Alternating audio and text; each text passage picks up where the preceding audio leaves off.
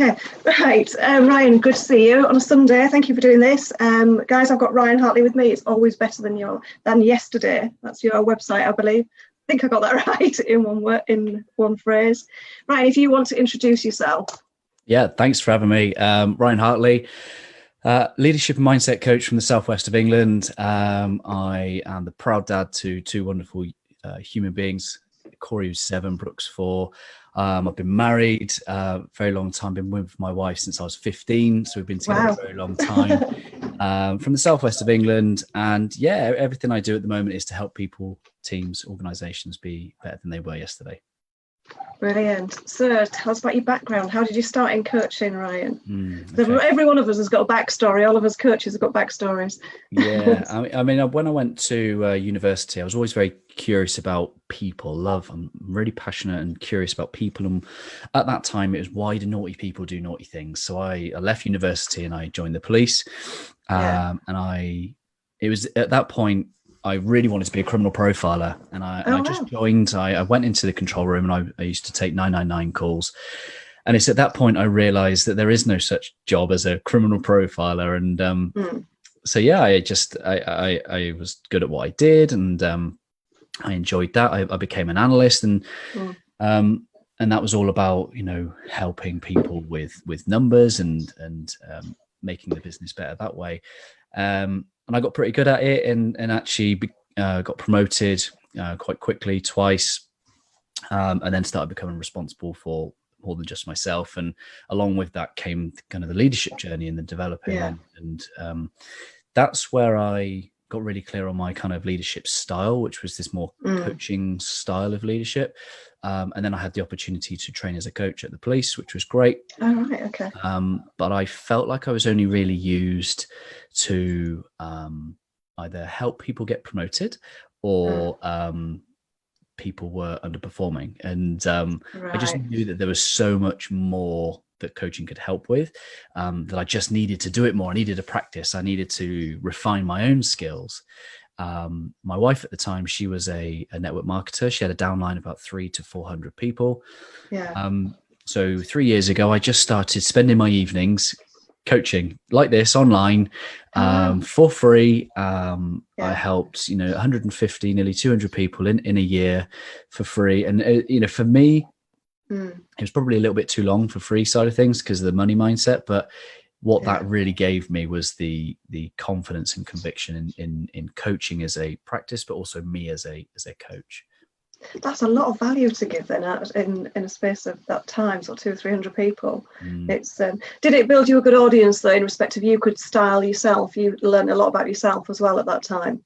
Yeah, absolutely. I think it's if I look where I am now and I look back, if I looked at myself now, I'd have got a bit overwhelmed with how much do I need to do to get where I want to be. Yeah. Whereas back in the day, it was just follow the breadcrumbs. It was just show up to coach people. And then because I gained a bit of an audience, I then created a Facebook profile. I then created a community to put all those people together in the same place. And then I would start interviewing people, and then I turn that into a podcast and a YouTube channel, and then people started to invite me to speak at things. And it really was the breadcrumb effect that's led me to so many wonderful kind of people and opportunities. But it all started from just having that intention to practice my craft, to try and get better. Yeah. So what would be the biggest takeaway you had from the police then, actually working in the police for so many years and being a coach? For me, the thing I love about policing is this idea of service. I really love the fact that people are in the police. They're some of the most dedicated human beings you'll ever meet, that run headfirst into danger, or they'll sacrifice themselves for the benefits of their teammates or for the public. And that is probably the most admirational thing I can take away from having been part of the police, is this sense of contributing to something bigger than yourself. And I think that for me shows up in my coaching all the time. It's how I start almost with every client, is helping people get clear on the inner game, the inside, before we worry about any of the external. Absolutely. Yeah. So on your website, obviously, I've been having a nosy round. You talk about mindset, leadership, confidence, and culture. What's the culture side of it? At the police. Yeah, and now, obviously, because it's a big thing. Obviously, I talk about confidence. Leadership for me is a good one, but culture as a whole, how would you describe culture? For me, it's just a case of just how do we do things? How are things done? Right. And I think the great. If you think about so I've just come from the rugby pitch this morning with my son. Yeah. And if you think about the culture of football, the young human beings that are emulating their favorite stars all over the country, they are complaining to the referee. They're pretending to be injured on the floor. That's a small example of culture. On a rugby pitch, we've got 7-year-olds demonstrating respect, shaking their teammate's hand. They are trying their best. They're working as a team. This is kind of what it means for culture. It's just basically, how do we behave? How do we treat each other? What values unite and connect us? And I just think the greatest, there's this, I think Peter Drucker said, culture eats strategy for breakfast. And what that really means is that human behavior is the most powerful thing. You can have the best strategy in the entire world, but if you don't have the people united by the same sense of purpose and values around where they're headed, it's the very thing that the All Blacks cite as one of the key things to their success is this sense of what it means to be an All Black, to leave the jersey in a better place than when they take culture very seriously. And no, it's interesting to say that, because I'm interviewing Mike Tyson next week, and he is a big rugby fan, and he is going to talk about how he integrates the whole rugby ethos into his business. And again, it's about the discipline. Is that the same in the police force as well? You have a cultural thing that has actually helped you grow into the coach that you are as well. Yes, but not in the way you might think. And the reason I say that is because the culture of policing, it is evolving, it is developing, it is focusing much more on leadership. But in the last few years, I felt alienated. I felt that I'm a little bit different. So much so that I've had people looking at my social media profile and going, what's he talking about meditation? What's he talking about mindfulness and his emotions and his leading with love? Like, what's all that about? So as a culture, I don't think they were kind of ready for that yet. And that caused me a lot of pain, because I come from a single parent family background. I just want to be loved. I want to be validated. I want to belong. And in those moments in the last couple of years, I really didn't feel like I did. I didn't feel like I was seen or heard for not just the value I add for my job, but me as a human being and everything that I've done with Always Better Than Yesterday. I always felt like it was a little thing that we don't really acknowledge and we talk about. And that hurt me quite a lot. And I had to go through that pain to really realize that actually that wasn't about me as an individual. That's just about the organization as a culture as a whole, about being open-minded to things that are different. Oh, that's interesting. So, and leadership, how do you teach people leadership? You teach people by first demonstrating it. I think leadership starts with us. And the thing is, I try and go really simple with definitions. And my leadership definition is just simply the act of putting your own needs to one side to serve others. And I think the word act, I emphasize that really because it really is a verb. It's a leadership is a doing. It's not just a saying. And you can be a leader at any age of your life. You can be a leader at any position in your organization, because you can make a choice. It simply requires the choice to put your own needs to one side to serve others. And I know that you're very passionate about confidence. I worry about the leaders of the future. I worry about the leaders of the future, because the leaders of the future are currently dealing with social media and the current lack of confidence and self-esteem. I worry about that when they get to the workplace, because to lead, you're going to have to put your own needs to one side. You're going to need to feel confident in yourself. You're going to need to know who you are and what you stand for. That's why, I'm really passionate about trying to help the next generation of leaders, because we really need that. We need Yeah. we need to help the youth of today feel confident in themselves, feel like they matter, feel like they belong, feel like they have worth within their skill set, so that they can show up and then help all those around them. It's interesting you say that, because I'm working with a couple of people at the moment, and one of the big things is about doing presentations in front of people, about, that whole feeling. And I always say, try and flip the coin in respect of that. Fight or flight is excitement. You're excited to share your knowledge. You're excited to put yourself out there. And I know it's one of the things that's really hard to get across to people. It's, and it's like, but my knees are shaking. And I said, yeah, because it's the excitement of how you're feeling. Absolutely. I interviewed a lady called Sonia McDonald. She's a leadership entrepreneur in Australia. And when I interviewed her, she said something that really made sense to me. When we get outside of our comfort zone, we get ants, which are automatic negative thoughts. And I just thought that was a real powerful image, because these things are just going to happen. We're going to get ants. And I think the thing I've had to learn over the years is learn how to step on those ants with my own positive self-talk. And when I got my first ever business client with Always Better Than Yesterday, I was invited to do a why workshop, a purpose discovery for a marketing team in Bratislava. I was like, like my first ever job was like abroad. And then, instantly I said yes, giggled like a little girl. But later that night, the ants kicked in. What if you fail? Yeah. What if you get found out, mate? What if you're a fraud? What if you can't help these people? Yeah. And that's when I just developed this phrase that I use all the time: just show up, have fun, do your best.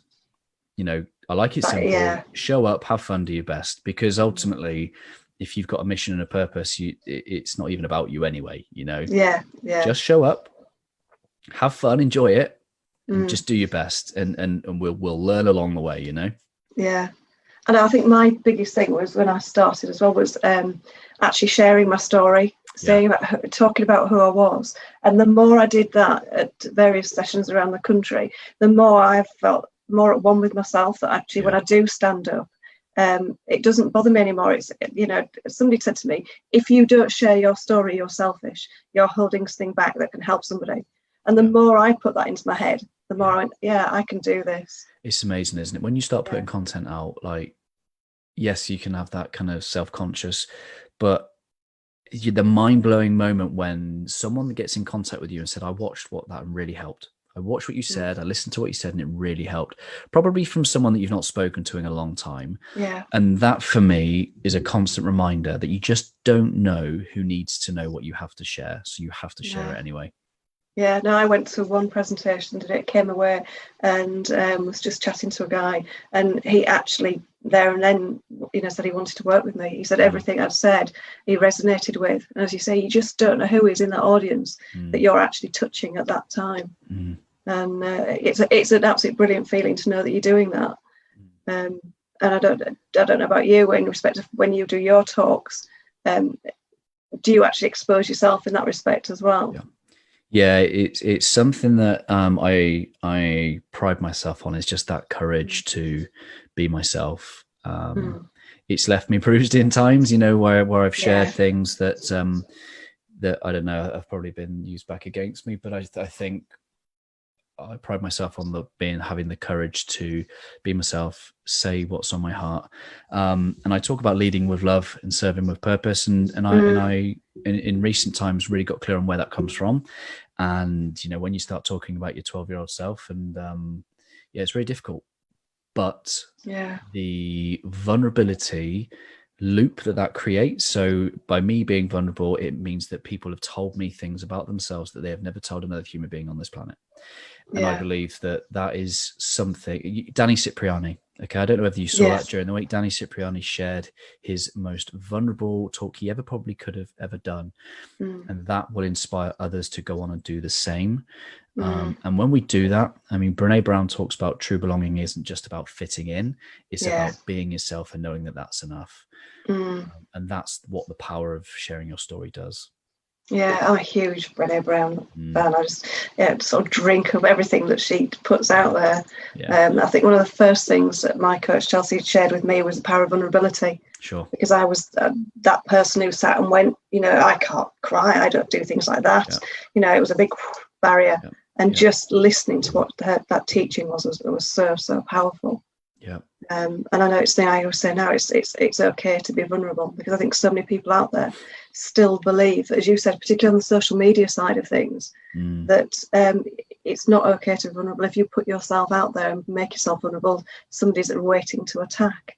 And that's the thing. And I think vulnerability isn't just a case of sharing for the sake of sharing. Vulnerability is just simply having the courage to be yourself, say what's on your heart, say what matters, be seen and be heard.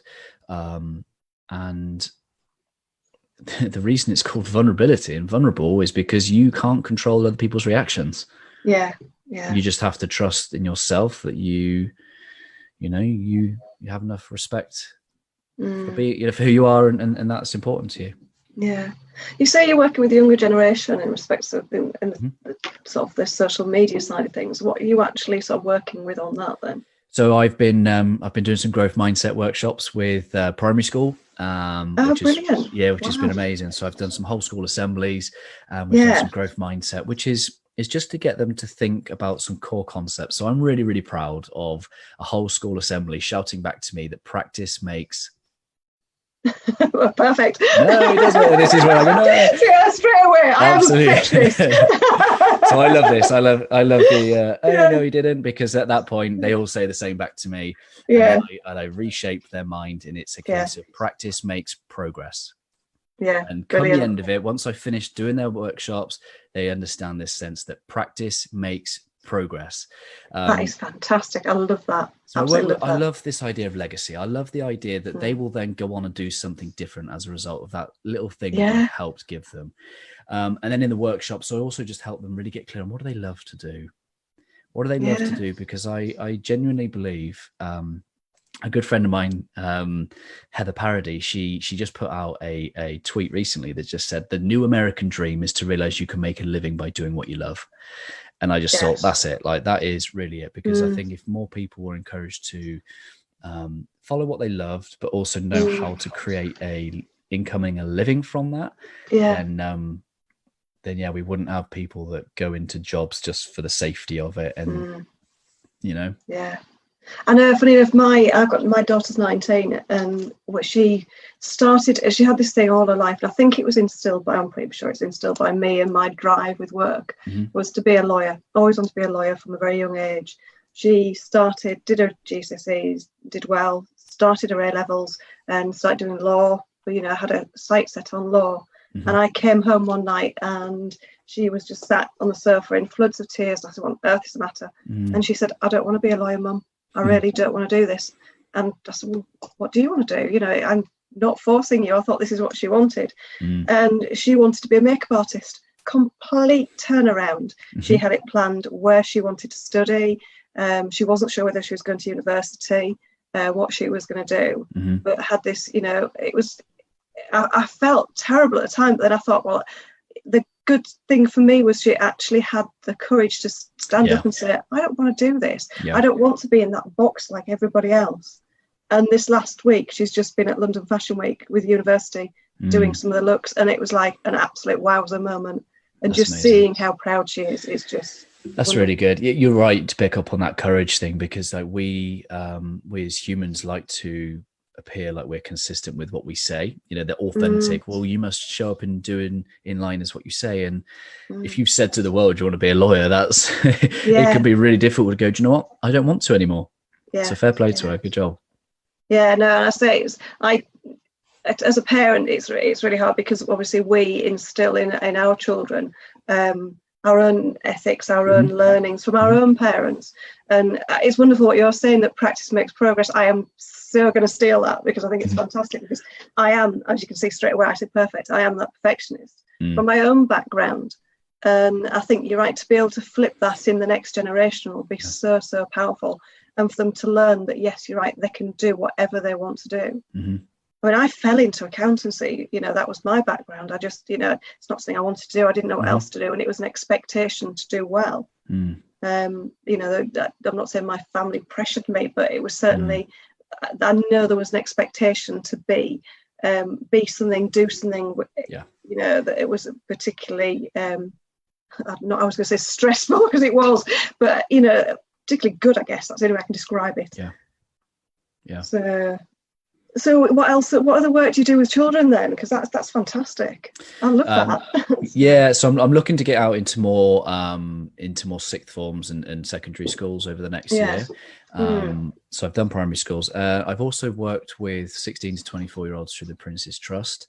I've been very fortunate to be a mentor through the Prince's Trust, and those are a different type of people, because I think these people sometimes have grown up not thinking the best things about themselves, and they don't. And I go and help out with their employability skills. So helping them see their strengths, see within themselves what is good. Because when you have to go and talk to an employer, these people don't naturally know how to sell themselves because they've never heard good things about themselves, so that's the kind of different end of the spectrum for me, really. It's help bringing them up by helping them feel a bit more self-confident. Who would you enjoy working with most then? Who do I people that work with purpose, people that want to contribute to something bigger than themselves. I love working with people that just are demonstrating leadership, but they don't quite know that they're a leader yet. And I love helping them just realize just how much of a great impact that they have on those around them, and then step into leadership like properly, like intentionally. I love that. I love to see people go, wow, this is okay to be my style of leadership, because we go to a corporate environment, but this is where culture plays in. We look around at the leaders and we go, what, I have to be like that to get promoted? That's not me. I have to be like that to get promoted. I can't do that. And what I want to do is give people permission to just lead in their way. It's about, get them connecting with their own values, connecting with their own strengths and skill sets, but more importantly, connecting with their own reason for wanting to do that in the first place, which is their purpose and their why.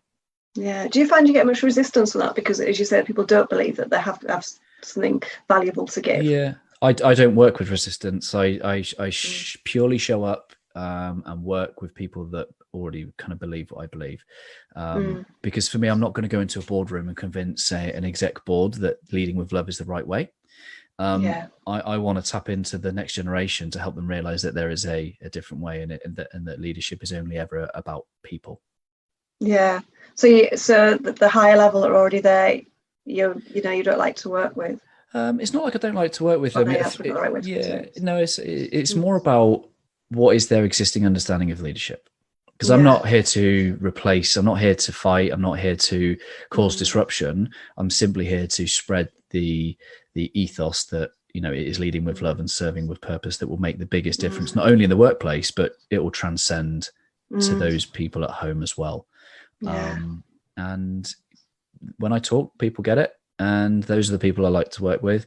And those that are curious, then I'll see what I can do to help people, and it starts there. And it's not to say that I won't work with execs, because actually all it takes is for one exec to go, I'm your sponsor, this is what we need, and then you've got that kind of ability to have a conversation. But the one thing I am really clear that I do not do, which is about say that my way is the right way.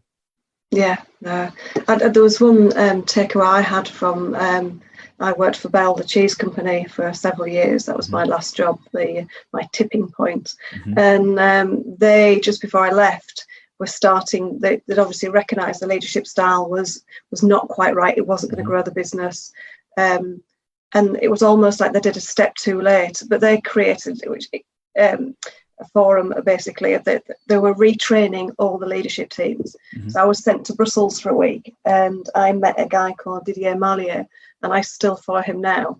And he was a disruptor, basically, but his style, similar to you, very soft, very he told stories, and absolutely loved how he did it. How he absolutely tapped into your soul almost. And he was one of the deciding factors for me to change what I was doing. But I also recognised that it was almost like he didn't believe that the people in the room that he was teaching were going to change. And they had two elements of the course that we did, or the whole workshop.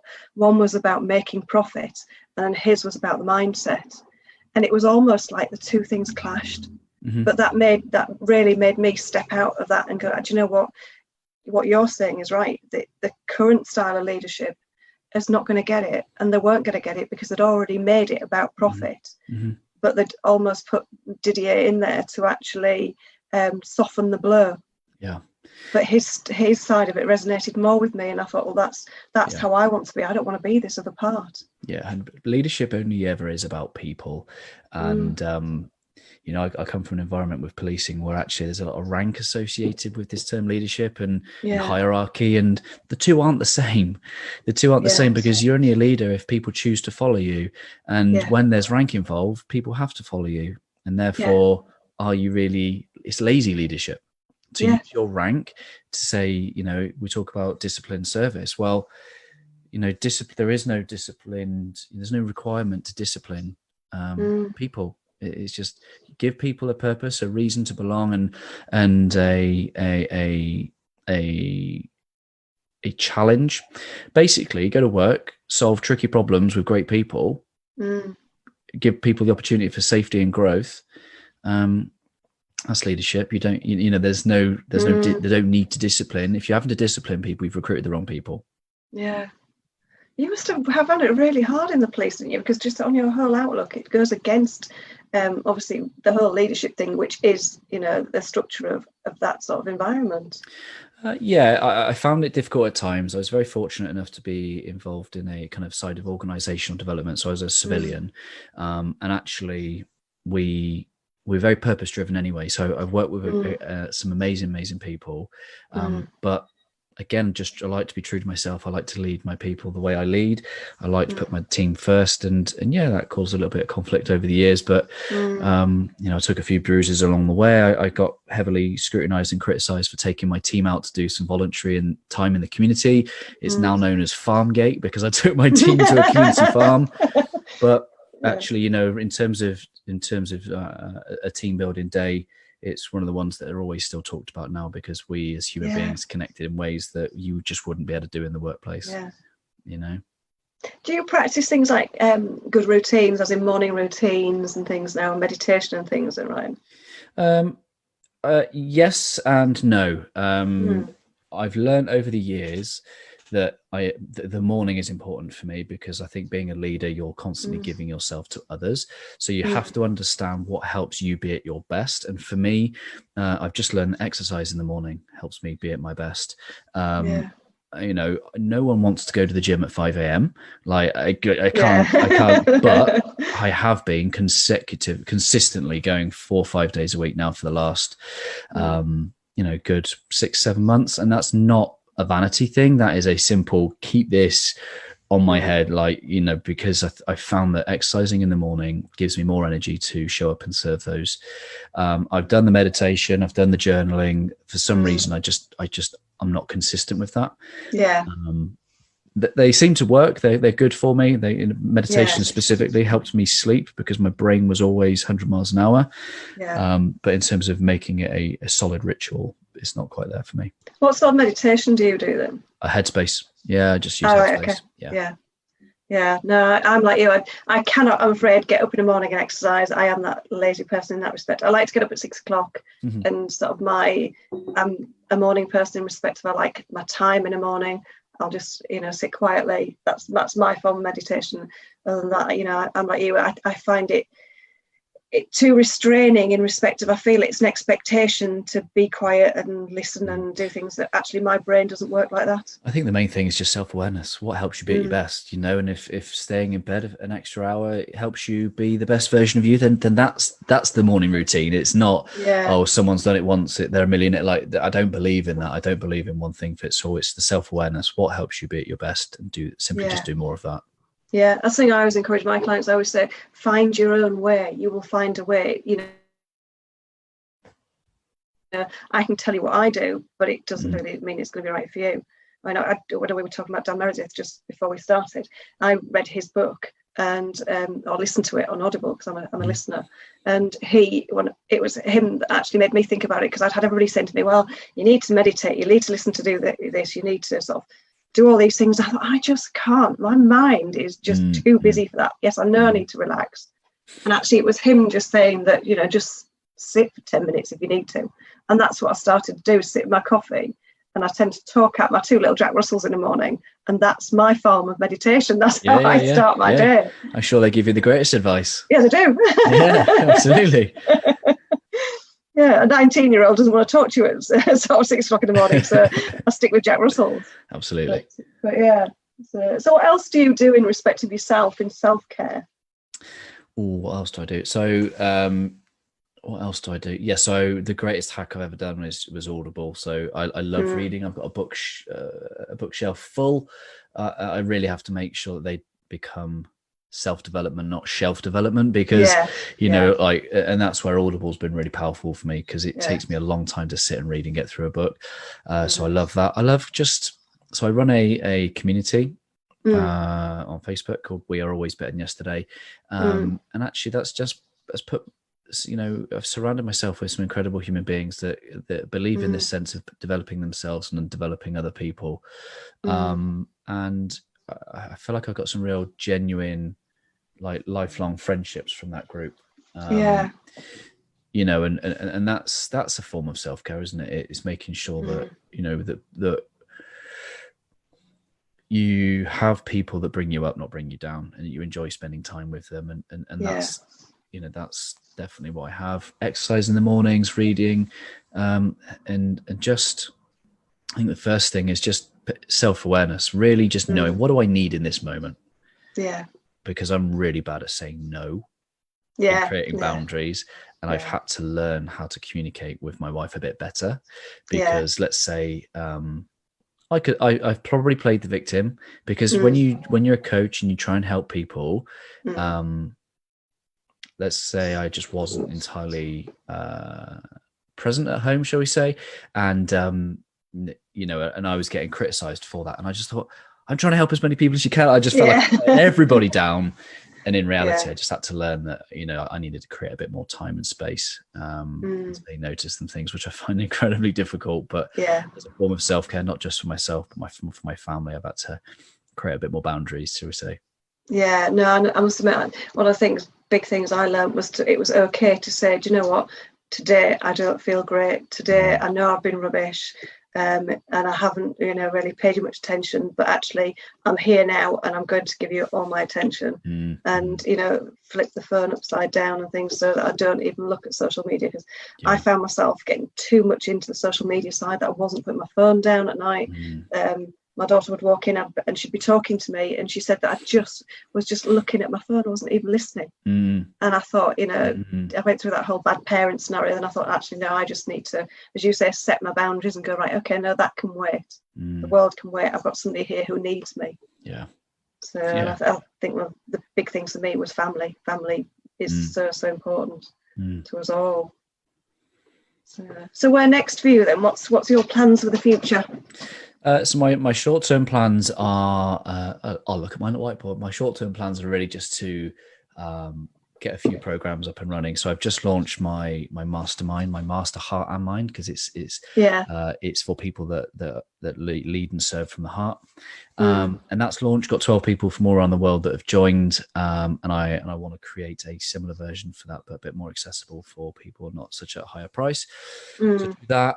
And I want to hold some workshops throughout the rest of the year as well, just to start bringing an online community into a physical space to help them meet up in person and have real human experiences. So those are the two main things really for me. And just more of the same, it's more of the same, helping people be better than they were yesterday, whether that be through their mindset, by their leadership, or with the business that, it's, I'm very fortunate now to do what I love every day of my life.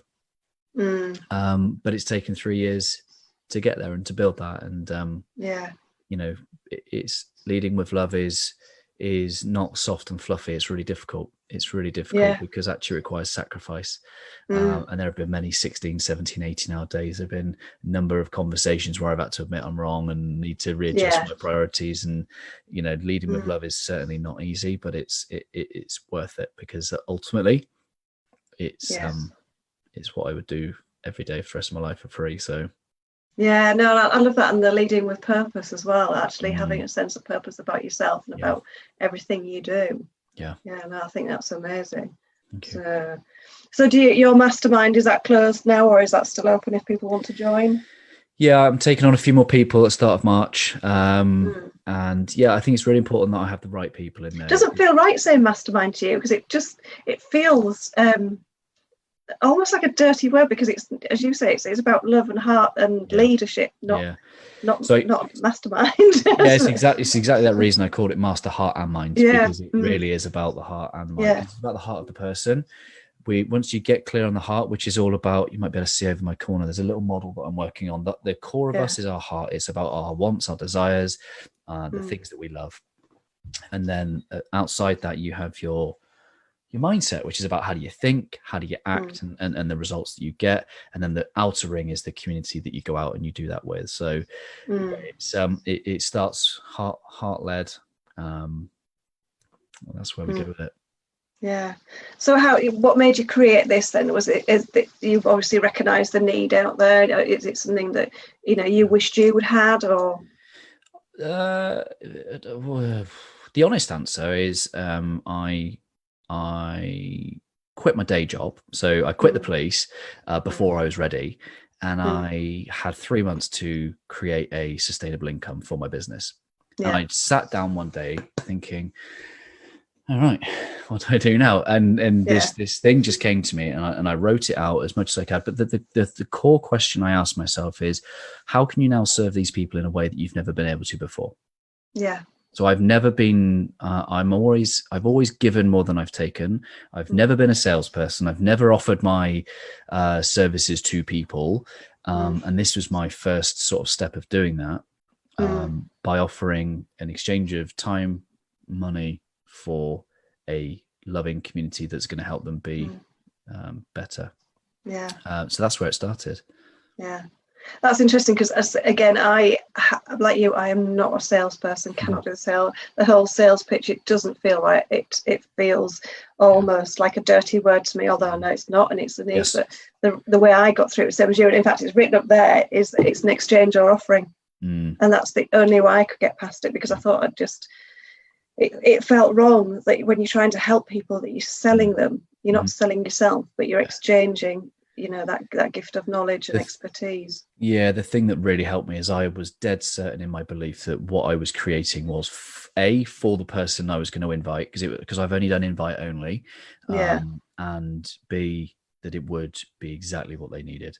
I had unwavering belief and accept on the other side of that. Not everybody's going to say yes. So I have nearly 500 people in my Always Better Than Yesterday community, and I hand selected people from that I thought the program was designed specifically for. And I had loads and loads of those conversations, and 12 people like, I'm in. So they've been my guinea pigs. They've been amazing. They've got some amazing kind of stories and examples of their own personal growth, but also the ways in which they've connected with each other and are going to be supporting each other in their own businesses. And it's powerful. It's powerful. I'm very proud of what's being created, because it's only been going, a good couple of months now. So your Master Heart, are you going to do that as one-to-one sessions, or are you doing that as a community? So it's both combined. It's weekly group calls, which gives them a bit of coaching and mentoring, and then obviously they get a monthly one-to-one with me as well alongside that. So so you even got me flipped then. I said Master Heart. Master Heart, it all starts with a heart. I just will never think of Mastermind when I think of you now. It'll be Master Heart. Thank you. And I absolutely love that. Do you know, it's been an absolute pleasure talking to you. It really has. Oh, thank you. You really are the nicest guys I've met. I can honestly say, Ryan, and don't take this to, I did not expect you to be the sort of warm, soft person you are, because your persona of leadership, I thought, he's going to scare me here, but it has been an absolute pleasure talking to you. It really has. Very kind of you. Thank you. I'm glad that Chelsea connected us as well. Yeah, no, and please stay in touch. Yes. And if you want to drop details of your group and your mastermind in the link in the group, because I believe you're in the hub anyways, then please do feel free to share. I say if there's somebody that connects with that, that's great. Somebody that can grow from you, that's amazing. Amazing. Thank you so much for having me. That's all right. And stay in touch with me, please. That's I've learned a lot from you today about purpose and master heart and things. That is so going to stick with me. I shall go and tell my daughter now that practice makes progress, not perfection. It really does. Yeah. So brilliant. Thank you so much. And I say drop your details below for us, or if not, I'll share it if that's okay with you anyway. Thank you. All right, great. Thanks, Ryan.